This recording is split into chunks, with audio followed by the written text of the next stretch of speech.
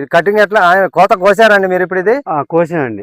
కోత అయిపోయింది ఇప్పుడు? అయిపోయిందండి కటింగ్. ఓకే, కోత ఎట్లా తెగుతుందండి? కాయ మంచి కాయ లాగితే ఎమ్మటే వచ్చేస్తుందండి. ఉట్టిగా అయితే ఊడట్లేదు, లాగితే ఊడట్లేదు. లాగితే మాత్రం సులువుగా వస్తుంది. మంచి జంటకాయలు ఉన్నాయండి. దగ్గర దగ్గర కాపండి. తాలుగాయలు లేవండి. సూపర్ ఉంది. కలర్ కూడా చాలా బాగుంది. ఒక్కొక్క కాయలు కనీసం 80 గింజలు వరకు ఉంటాయి. ఓకే అండి, ఇప్పుడు అరెకరంలో మీరు కోత పడ్డది కదండి, మీకు ఎన్ని క్వింటాలు కోసి ఉంటారండి మీరు? ఇప్పుడు 5 క్వింటాలు కోసారు.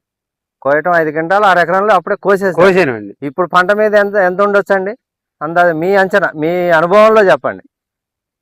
20 ఉంటాయి అనుకుంటానండి. ఇప్పుడు 20 క్వింటాలు కాయలు మీకు అందాజుగా ఉంటాయి. అవునండి. సో ఈ ఎత్తున ఉన్నా మనకి 25 క్వింటాలు పంట వస్తుందండి. గ్యారంటీగా అరెకరంలో 25 క్వింటాలు మీకు వచ్చినట్టే. అంటే విత్తనం మంచి బరువు కూడా వస్తున్నట్టు.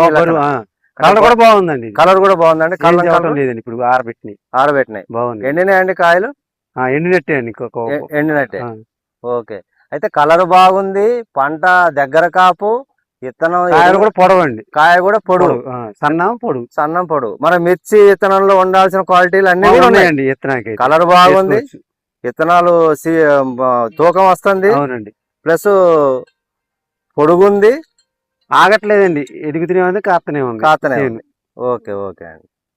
సో ఇది మరి వచ్చేది వేస్తారండి? వేస్తానండి. ఇది ఓకే. సెసిల్ సీడ్ వారి దుర్గా అండి. ఇది సెసిల్ సీడ్ వారి దుర్గా. ఓకే అండి, ధన్యవాదాలు. ఇంకా అన్ని కాయాలన్నా పడతానే ఉంది పూత. అసలు ఇది ఆగట్లా చెట్టు.